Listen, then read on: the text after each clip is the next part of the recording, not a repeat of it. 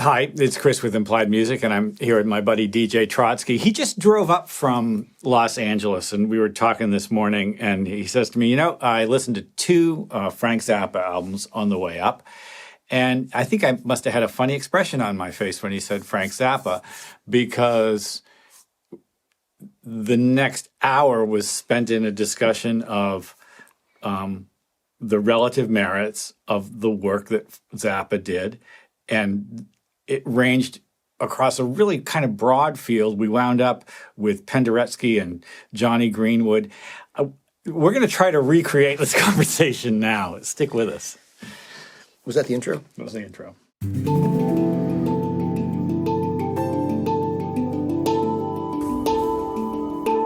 Well, so the thing is, as I was listening, I just took a 6-7 hour drive up from LA, and I didn't want to listen to political podcasts anymore. So I was like, this is a perfect time to listen to the entirety of Roxy and Elsewhere and also Uncle Meat, two albums from Zappa's canon. I'm an obsessive, Frank Zappa-loving fan. I know Chris is not so much, because we never talked about it. But as I was listening to it, I was like, well, what's Chris going to think? And I was trying to think about which songs I would play you to get take on what Chris is going to think. So I played him today, Strictly Gentile and Egyptian Strut. And not surprisingly, Chris has like a category to put these things in. And he hears something in 20 seconds. He's like, well, this is part of this canon and this is part of this. And nothing wrong with that. We all do that. But so it was really fascinating. And so that's where we started. I played him Strictly Gentile, and then we started talking about, what does the artist have to say?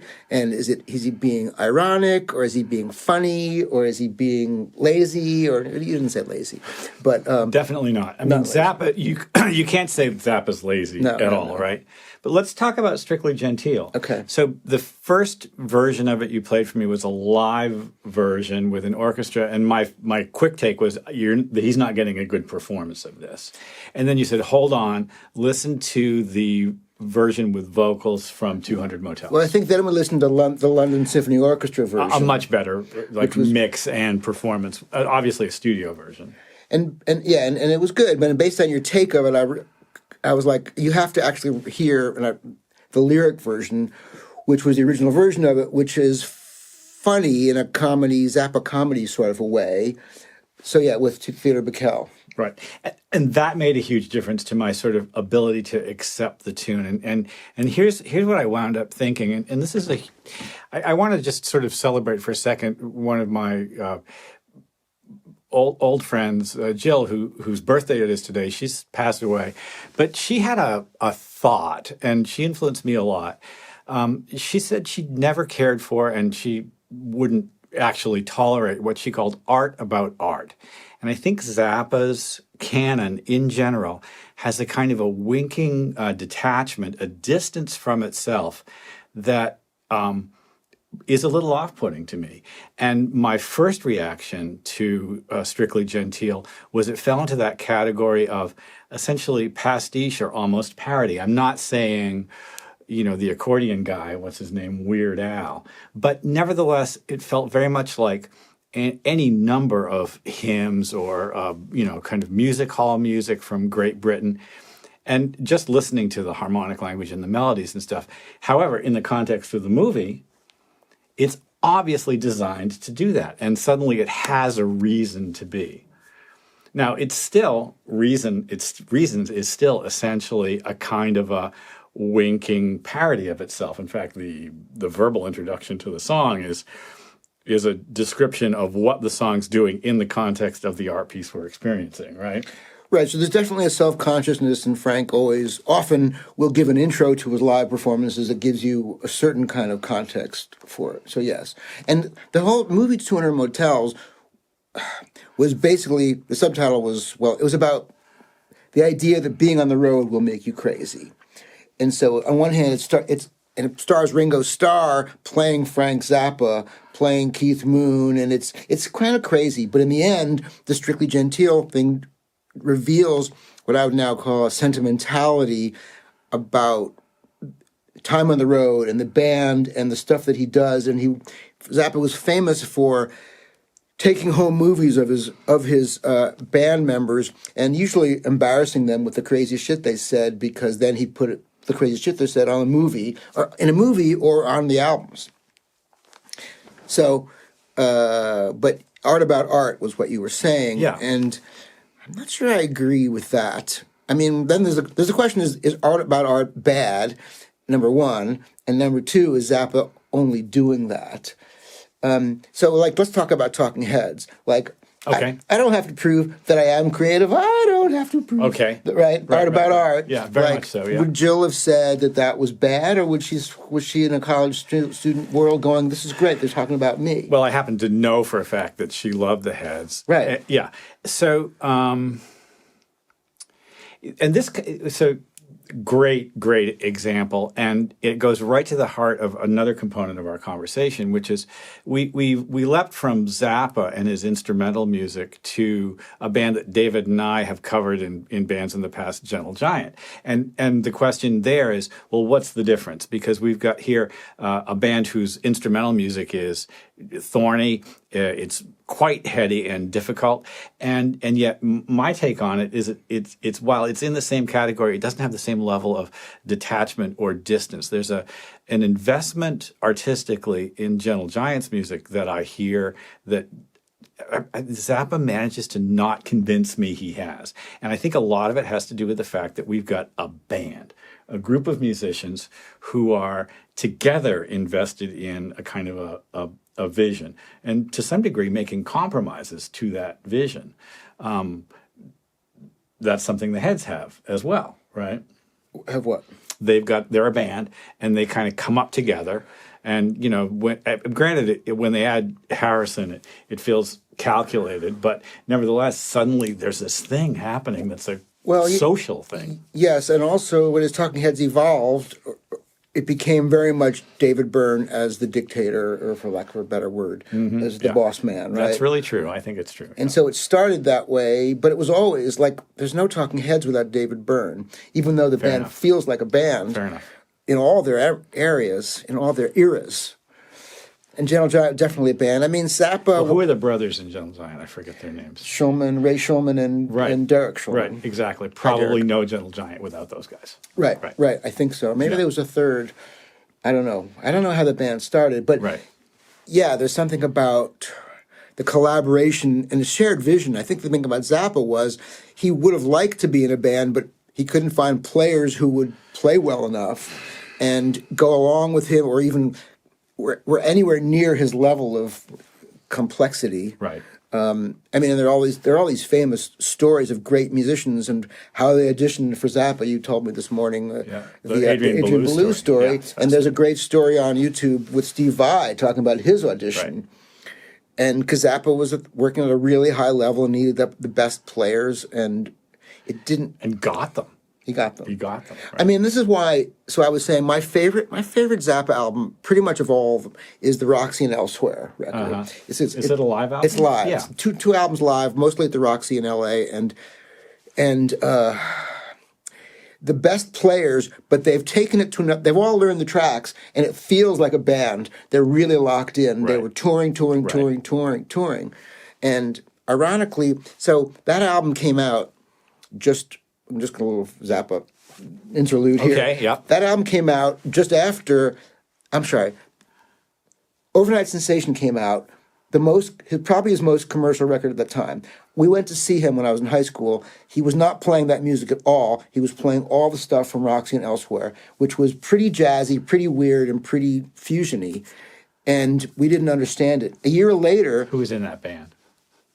Napoleon Murphy Brock, Tom Fowler, George Duke, Chester Thompson, Ralph Humphreys. Right. Chester Thompson, Ruth George Underwood. Duke, Ruth Underwood, right. On tune percussion. I mean, the players it was probably the best band he ever had, in my opinion.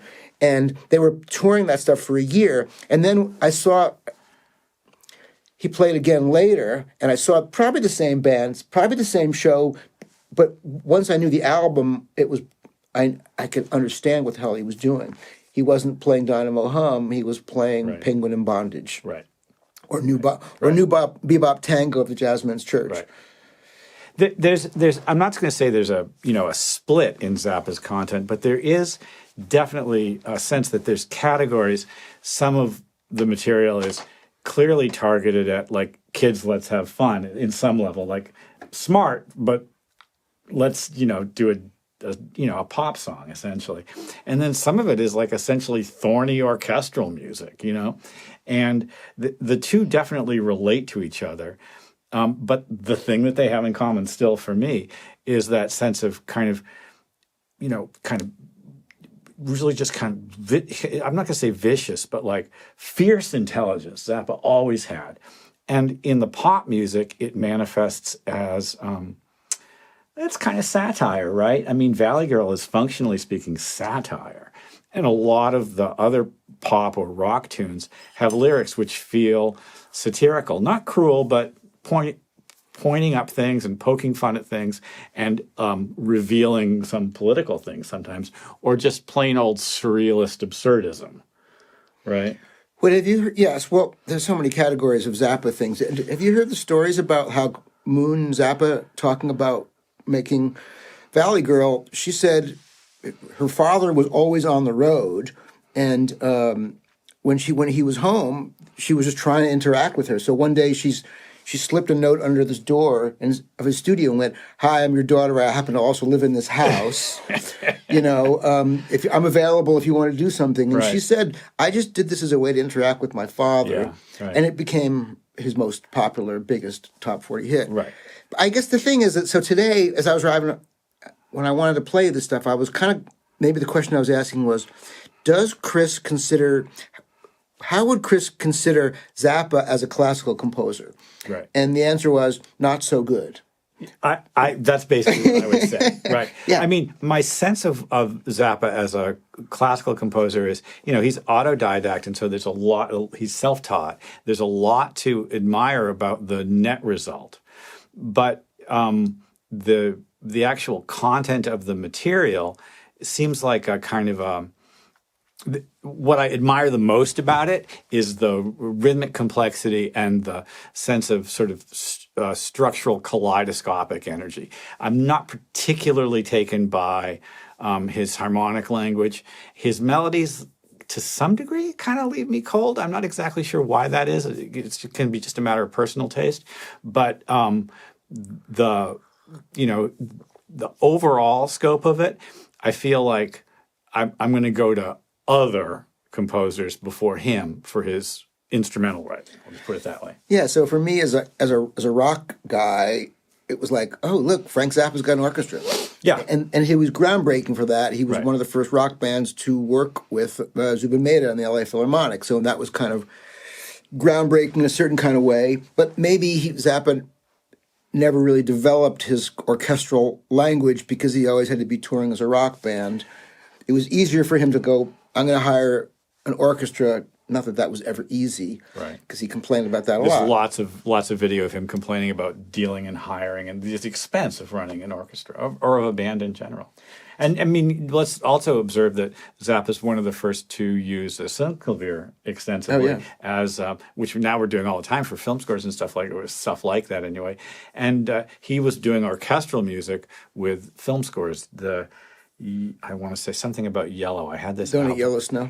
No. What? A Yellow Shark. Yellow Shark. Yes. Right? Is a well worth listening to, just for its I would just say basically historical significance, because Yellow Shark is essentially an instrumental orchestral album done, I think, entirely on synclavier.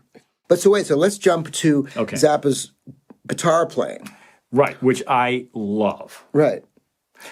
Because first of all, great player, just great hands. The man's tone, fantastic. It's not just the tone, because Zappa, as much as anybody, knew his modes. And so you hear these guitar solos, and they are leveraging complicated modal ideas over what are essentially, fusion or rocky chord progressions.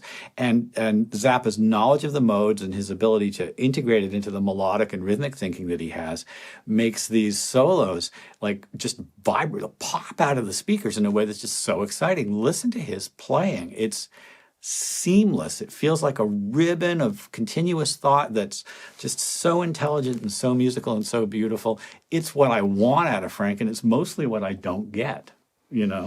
Well, he got a chance to solo, going back to practice. Right. One of the quotes I heard from him is like, that he loves about touring all the time is he gets to solo over this incredible band all the time. Right. And, nobody solos like Zappa. Nobody solos anywhere near his sound or the feeling of the solos. So Dweezil Zappa, in the last years, has been doing Zappa Plays Zappa, until he got sued by his brother. But and there are some videos where he's deconstructing how Frank played these solos, how Frank played these modes, and he's been having to try to rediscover how did he play it and where did he play them. It's been really fascinating, and even so, Dweezil's been spending a lot of time studying these things, and it was hard to deconstruct it. Yeah, there may be people watching this, and if you've made it this far, comment on your on your amazing resilience to listen to two old guys talk about you were incredible. Zappa. Thank you. Right, but we should say, Zapp passed away. I don't know exactly when, but more than a decade ago. Yeah, in right? the 90s, I believe. Yeah. Okay, so we should probably look up that date exactly, and yet there's still reason to look and reason to take it in and reason to think about this amazing body of work. He really does stand alone in a way, right? Yeah. He was definitely a pioneer of doing interesting things with rock music and combining cinema and movies. He always wanted to be making movies, and it was almost reality television in a way. That's one of the things I was listening to, and the extended version of Uncle Meat was like 20 minutes of soundtrack for Uncle Meat that was never in the movie, and it's basically predating reality television and almost YouTube stuff. A pioneer of orchestral meets rock to varying degrees of success, and I think that's a really important function socially. Like I don't think I'm exaggerating when I say like you heard orchestral or instrumental music probably kind of as a result of going like, oh, Zappa did this, right? Absolutely, yeah. Whereas I came up listening to Haydn, you come up listening to Stones and then later other things. And there's a giant list, I know. But how else would you have heard orchestral music in a way? Well, there's a little sidebar. We've never talked about this New York Rock and Roll Ensemble, Michael Kamen. Do you know them? Yeah. My dad loved that stuff. Oh, I see. And we saw them on PBS and Channel 13. Yeah. And so they did that also. That's right. There's a dovetailing there. But just tiny sidebar. Kamen's a whole other conversation. It's a whole other conversation. Yes, a genius, yeah. But also Zappa did one of the first 5 people to own a synclavier, right? And who was making music that nobody understood. And what is a sample? And how do you take a voice and map it across the keyboard? That was sort of a big deal in the 1980s. Right, that's right. And so he was a complete pioneer, and he was inventing styles, inventing sounds, and way ahead of everybody. If you're going to listen with the one Zappa album, I would say there's 2 albums. Overnight Sensation is probably the most accessible commercial album. It's just amazing. And my favorite of all time has become the Roxy and Elsewhere live albums. The best playing, the best players. That would be my 2 entry level. We're going to go put that on right now and turn it up. Crank it. Well, I hope this has been useful. Like and subscribe. Ding the bell. You'll be notified when we do new videos. And I'll see you guys next time.